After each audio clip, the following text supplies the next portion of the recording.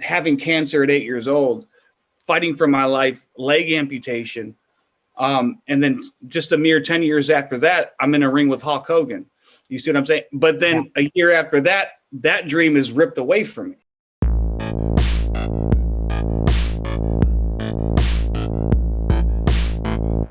Hello. It is me, your True Heel Phenom SP3, back with an exclusive interview for Sportskeeda Wrestling. I have a favorite of a lot of folks out there. You might not have seen him in a bit, but I am glad to be here talking to him. Former WWE superstar, the inspiring, the insightful Zach Gowen. Thanks for chatting with me, brother. Let's go, baby. Hey, I'm not my wife's favorite either. So it's good to hear that I'm somebody's favorite. At a certain point in the history of the world of professional wrestling, somebody had to have said out there, you know what? You know who's my favorite wrestler? That one-legged guy, Zach Gowen. That's who it is, man. Hey, listen, I'm grateful to be here. I'm even more grateful to be part of this amazing professional wrestling business, this magical business for the past 20 years, and certainly when I started out, a lot of people said that, there's no longevity, there's no shelf life for someone who's missing an entire limb. And here I am 20 years later, still standing, and I'm grateful for that. Absolutely. And I'm grateful to be talking to you right now. If you're watching us right now on YouTube, drop us a like. Share this video on your favorite social media platforms. If you're new to the Sportskeeda Wrestling YouTube channel, smash that subscribe button, hit the bell to stay notified. If you're listening to us on any podcast platform, make us one of your favorites. And of course, watching us on YouTube, drop us a comment and let us know what you thought of Zach Gowen in this interview and in his entire wrestling career. What would you say is like your overwhelming trait as a person that made you, realize your dream, get to the biggest stage in professional wrestling, and be a wrestler in general with the handicaps that you have? I think the trait that has allowed me the most success is resilience. Like the ability. Listen, man. Like, life is a challenge, right? There's ups and there's downs, and it's like completely unexpected sometimes. And there's storms and there's seasons of life. And I think, if you trace it back to, even being 4 years old, right? When my father took off never to be seen again, because his relationship with drugs and alcohol was more important than his relationship with me or my mom. And then we moved into into government housing, supported by government checks, eating government cheese. You to go from that into having cancer at 8 years old, fighting for my life, leg amputation. And then just a mere 10 years after that, I'm in a ring with Hulk Hogan. You see what I'm saying? But then a year after that, that dream is ripped away from me, like completely ripped away from me when I got fired. And so now what do you do? Right. And so there's so many ups and downs of life, but the fact remains that I'm still standing. The fact remains that if I have this gift of being alive, that means I have a responsibility to get up and do the next right thing and help as many people as I possibly can and live the absolute best life I possibly can. So the one quality that has allowed me to be successful, not only in wrestling, but in other aspects of life, is the fact that, bad times come.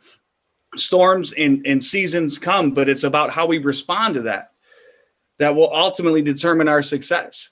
Life is about how we respond to what happens to us. It's not about what happens to us. It's about how we respond.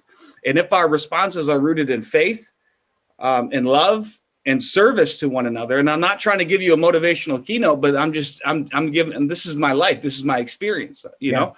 And if we respond not only to the good times well, but to the bad times in the same fashion, with the same faith, with the same love, with the same service to one another, then life can be indescribably amazing. And so with that, I think with those, childhood trauma, I built this sort of resilience or this grit where it's like, listen, this is what I'm going to do. And that trait led me to American Ninja Warrior. That trait led me to climbing a mountain with 10 other amputees in Ecuador to raise a lot of money for an amazing foundation. That trait allows me to be the father to my children that I never had. So this goes beyond professional wrestling, but it's the same spiritual principles in application that have allowed me to be successful in wrestling, not only in wrestling, but in other areas of life as well, you know?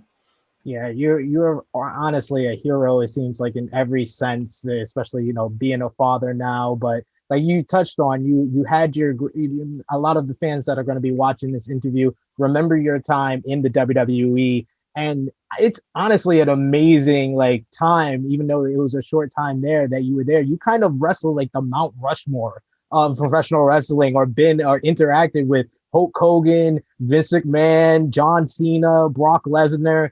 Like, please explain, like, how was it like they initially, you know, call you in to be on WWE? How did they pitch or tell you you're going to be interacting with Hulk Hogan in your initial debut with the company? No, that was absolutely insane. That, if I'm being 1,000% honest with you, that was absolutely insane. And it feels like a dream, you know? Yeah. Like, did that really happen? Did I really debut with Roddy Piper and Hulk Hogan? And did I wrestle Vince McMahon one-on-one in a pay-per-view main event? And did I wrestle John Cena? Like, this is nuts. Listen, man, when I got there, all right, so let me back it up. When they flew me in, they signed me, they fly me in. I meet with the writing team, and I meet the entire office at WWE headquarters, which was just, for me, I'm a kid in the candy store. You know what I'm saying? Like, I'm just bright-eyed looking around like, oh my God, like, this is insane. And then so I meet with the writing team, and we're talking about ideas about how to debut me. And my pitch was, and I wanted to keep it like super low key. Like, I was like, you know, what if, like, you know, because the story is obviously the love of wrestling has gotten me this far in life, and I'm just happy to be there. And, you know, I've overcome a lot. And what if we just continue that story with me, like, losing every week, right? And not make a huge deal out of it, but let the audience kind of like take in the fact that I'm missing a leg, and then we can tell the backstory through commentary. And I think like if we do it small and organically like that, I think that could build momentum. Basically, to do like a 1, 2, 3 kid with Razor Ramon type of scenario. Like, that was my pitch, and everyone's like, "Oh yeah, we're on board. Like, we like that."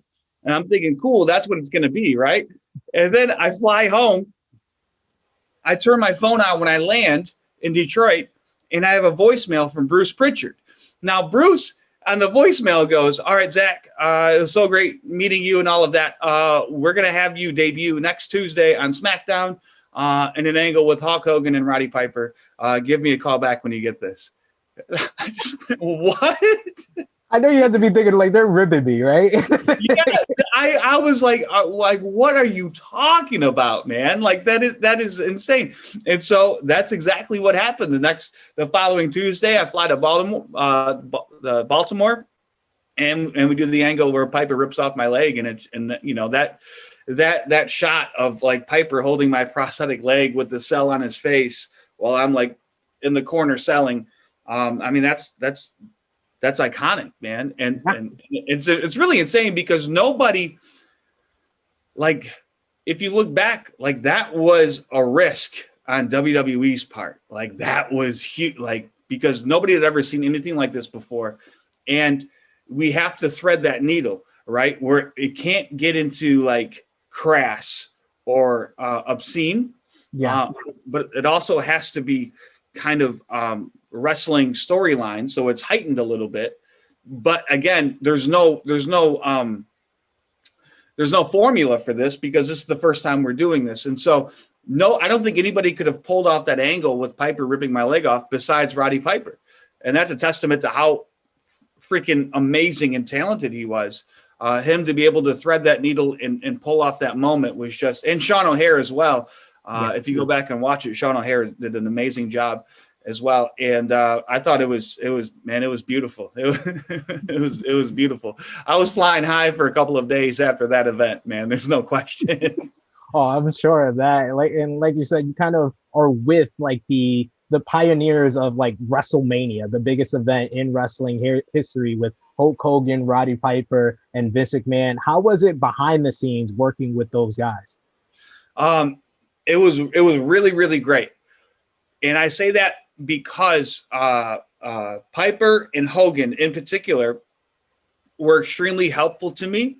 And before and after every interaction or segment that we did for TV, they would both take time and pull me aside and give me pointers and tips about like, hey, this worked for this reason. This didn't work for that reason. Maybe next time you can do this.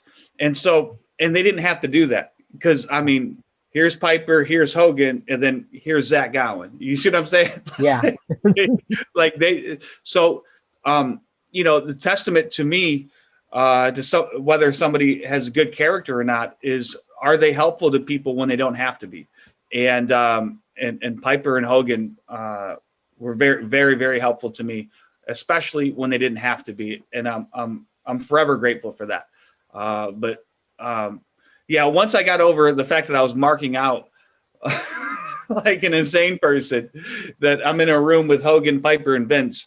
You see what I'm saying? Yeah. Once I got over that, I was just like, man, these guys are really taking their time and trying to help me out. And I think that's amazing.